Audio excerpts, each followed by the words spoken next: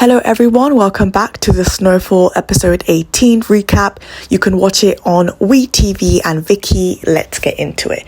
So first of all, Situ Welian is waiting outside Jingshu's gate to give her medicine after the fight she had with Milan in episode 17.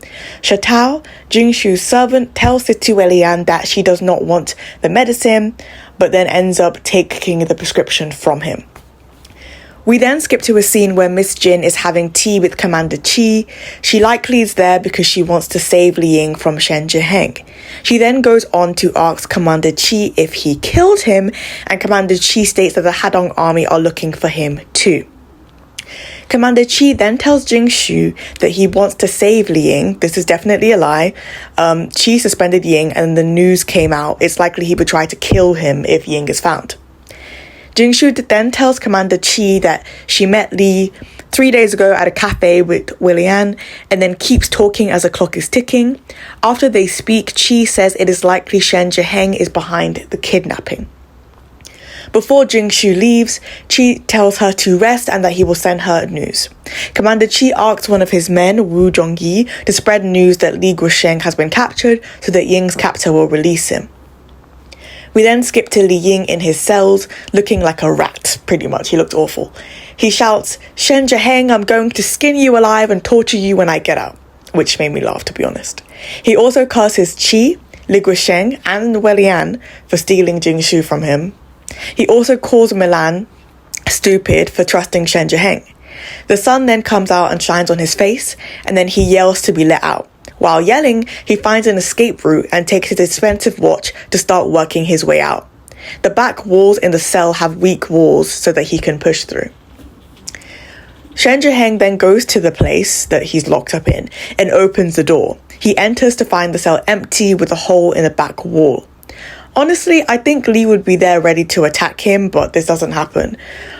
Foolish of him if he did, but not impossible considering his character. Jingshu then goes home, turns on the light, and Ying is in her living room. Jingshu cries over his wounds. She then cleans his wounds in her bathtub and tucks him into bed. Can I just say, I know lovers are a little selfish, but could she do a little work to look for Guosheng?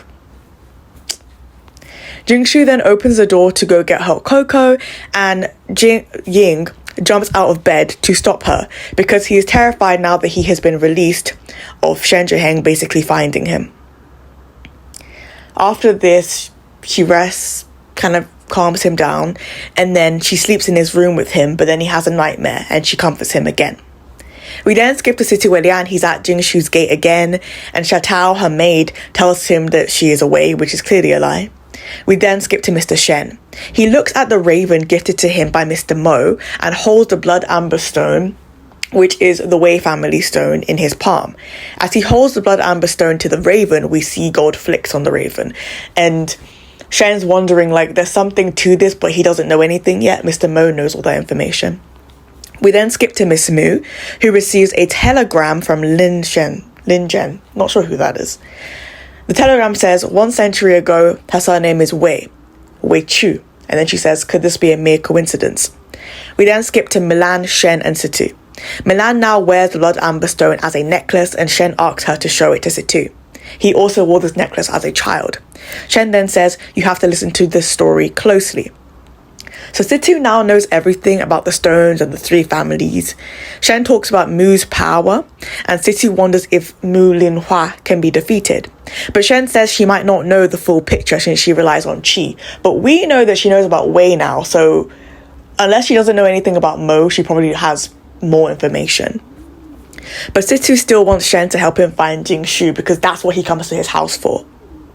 We then skip to Jingshu, who is knitting and asking Ying if he really likes her.